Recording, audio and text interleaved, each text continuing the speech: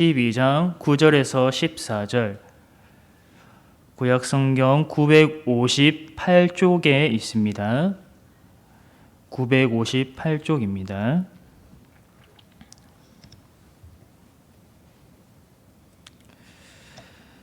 제가 봉독해 드리겠습니다.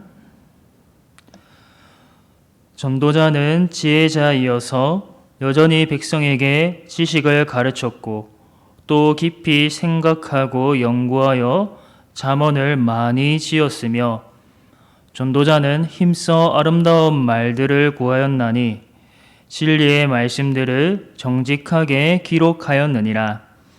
지혜자들의 말씀들은 찌르는 책찍들 같고 회중의 스승들의 말씀들은 잘 박힌 목 같으니 다 한 목자가 주신 바이니라. 내 아들아, 또 이것들로부터 경계를 받으라. 많은 책들을 짓는 것은 끝이 없고 많이 공부하는 것은 몸을 피곤하게 하느니라. 일의 결국을 다 들었으니 하나님을 경외하고 그의 명령들을 지킬지어다. 이것이 모든 사람의 본분이니라. 하나님은 모든 행위와 모든 은밀한 일을 선악간에 심판하시리라. 아멘. 오늘은 전도서의 마지막 말씀입니다. 전도서의 결론이라고 할 수 있습니다. 처음에 전도자 솔로몬은 전도서에서 어떻게 이야기했습니까? 모든 인생은 헛되다. 해 아래 있는 모든 인생은 헛되다라고 했습니다. 솔로몬이 인생을 깊이 관찰하고 통찰하여서 보니까 인생에 허무함이 가득했다고 합니다. 그렇다고 해서 전도자는 모든 인생이 헛되니까 다 부질없다. 내 마음대로 살아가라. 내 뜻대로, 내 욕구대로 살아가라 라고 말하지 않았습니다. 전도서의 결론은 허무주의가 아닙니다. 오히려 그 반대입니다. 허무한 인생이 아니라 의미 있는 인생을 살아가라. 유의미한 인생을 살아가라. 이렇게 가르칩니다. 전통적인 해석에 따르면 전도서는 늙어서 회개한 이 솔로몬이 자신의 삶을 돌아보면서 쓴 것입니다. 하나님을 떠나서 이 땅에 부귀영화를 추구했던 이전에 자신의 삶이 얼마나 헛된가, 이 세상에 썩어져가는 가치, 부귀영화를 추구했던 그 삶이 얼마나 부질없고 허무한가, 이것을 말해주는 것입니다. 즉 하나님의 백성들에게 이 땅에서 이전의 자신처럼 어리석은 삶을 살지 마라, 지혜로운 삶을 살아라, 이렇게 가르치는 것입니다. 헛된 인생을 살지 말고 의미 있는 인생을 살라는 말입니다. 그렇다면 오늘 말씀에서는 마지막으로 허무함에서 어떻게 의미 있는 삶으로 나아갈 수 있는가, 전도서의 결론은 어떻게 끝내고 있는가. 첫째로 한 목자의 말씀에 귀를 기울여라, 이렇게 말합니다. 오늘 말씀 9절에서 11절 말씀 우리 함께 읽어보겠습니다. 9절에서 11절입니다. 시작. 전도자는 지혜자이어서 여전히 백성에게 지식을 가르쳤고 또 깊이 생각하고 연구하여 잠언을 많이 지었으며, 전도자는 힘써 아름다운 말들을 구하였나니 진리의 말씀들을 정직하게 기록하였느니라. 지혜자들의 말씀들은 찌르는 책찍들 같고 회중의 스승들의 말씀들은 잘 박힌 목 같으니 다 한 목자가 주신 바이니라. 아멘. 전도자는 자신이 깊이 생각하고 연구해서 이 잠언을 많이 지었다라고 합니다. 또한 아름다운 말들을 찾고 구하는 일에 노력하고 힘썼다고 합니다. 이렇게 솔로몬이 애를 써서 전도서를 기록했다고 하는데, 그렇다면 이 전도서 책은 솔로몬 개인의 책인가? 솔로몬 개인의 저작물인가? 솔로몬이 개인적으로, 인간적으로 발견한 지혜들인가? 아닙니다. 10절 마지막에 보면 솔로몬은 이렇게 말합니다. 진리의 말씀들을 정직하게 기록하였느니라. 전도자는 자신이 연구하여 기록한 것이 자신의 생각이요 자신의 지혜가 아니라 진리라고 합니다. 그저 자신의 생각을 나열한 책이 아니라는 말입니다. 11절 마지막에는 이렇게 말합니다. 다 한 목자가 주신 바이니라. 한 목자는 누구입니까? 하나님입니다.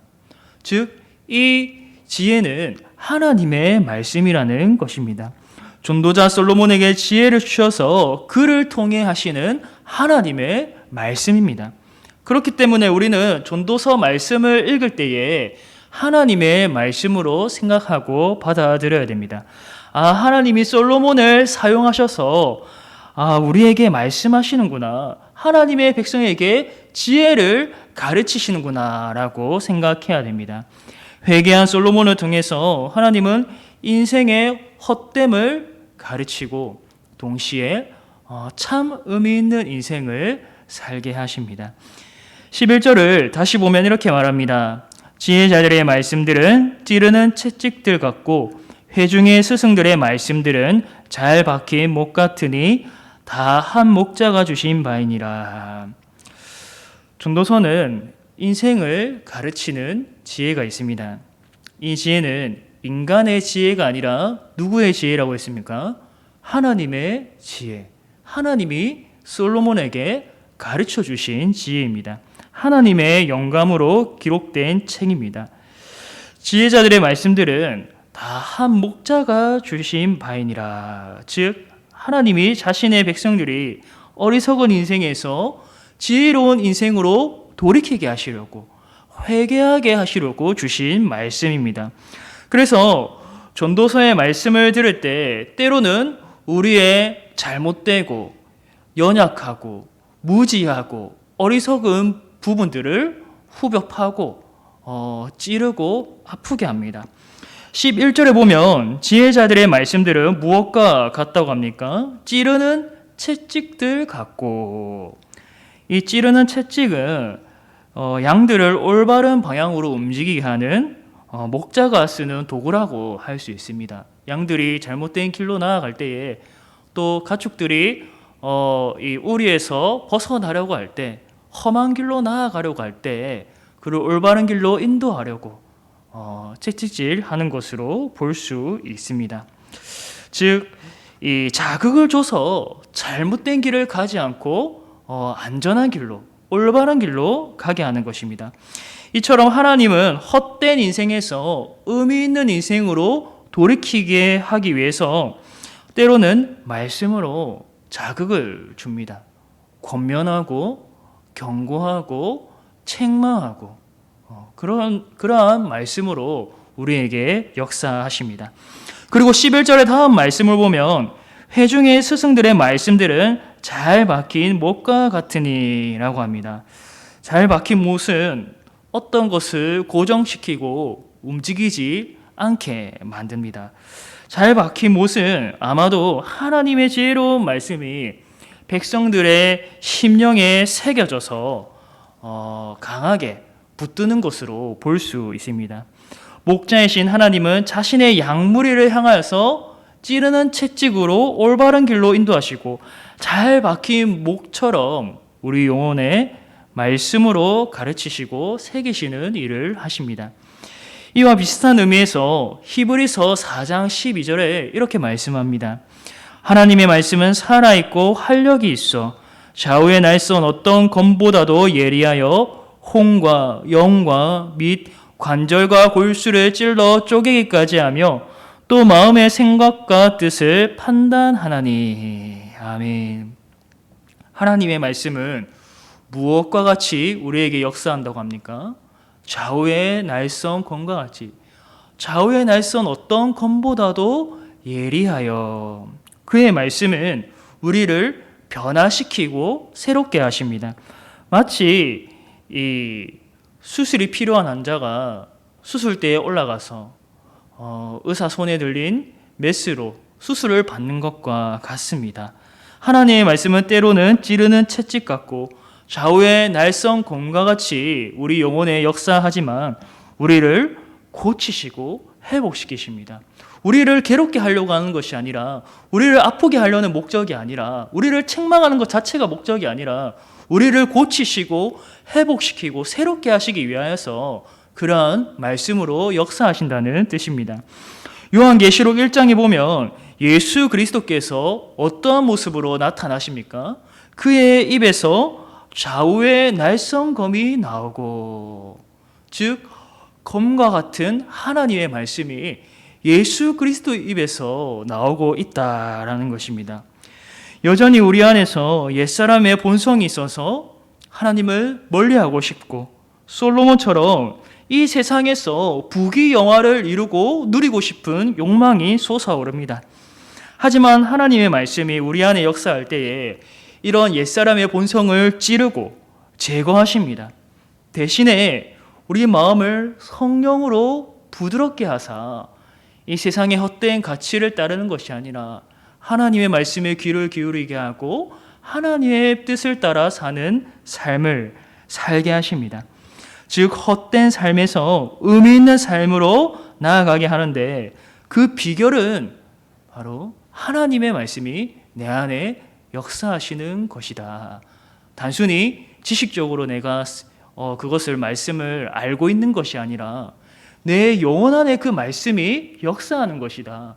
내 영혼을 하나님의 말씀에 던져 넣어서 그 말씀이 나를 빚어가도록, 그 말씀이 나를 새롭게 창조하도록 내어주고 내 안에 하나님의 말씀이 역사하시는 것이 바로 의미 있는 인생을 사는 비결이라는 말씀입니다. 그래서 12절에는 이렇게 말합니다. 내 아들아, 또 이것들로부터 경계를 받으라. 많은 책들을 짓는 것은 끝이 없고 많이 공부하는 것은 몸을 피곤하게 하느니라. 어떤 사람들은 자기 귀에 듣기에 달콤하게 말씀을 이해합니다. 그래서 이 말씀을 공부하지 말라. 공부는 굉장히 피곤한 일이다. 대충 해라. 이러한 말씀으로 이해하는 사람도 있습니다. 하지만 이 말씀은 그런 뜻이 아니라 하나님의 말씀을 떠나서 다른 책들을 아무리 읽어도 소용이 없다는 것입니다. 하나님의 말씀을 읽지 않고 다른 책들, 다른 세상 지혜를 아무리 찾고 추구해봤자 아무런 소용이 없다는 것입니다. 거기에는 참된 의미 있는 인생을 살게 하는 지혜가 없다. 하나님께서 가르쳐 주시는 그 인생, 그것이 바로 참 의미 있는 인생이고 참 지혜다라고 말하고 있습니다. 그렇기 때문에 우리는 세상의 책들을, 또 그리고 세상에 지혜 있다고 말하는 사람들의 그런 말들에 귀를 기울이기 이전에 먼저 하나님의 말씀에 귀를 기울여야 됩니다. 그러한 사람들보다 하나님이 훨씬 지혜롭기 때문입니다. 성경에 이 전도서에 진리와 참 지혜가 담겨 있으니까 여기에 귀를 기울여라고 말하고 있습니다. 마지막으로 전도자는 의미 있고 복된 인생을 살기 위해서 뭐라고 합니까? 하나님을 경외하고 그의 명령을 지켜라, 이렇게 합니다.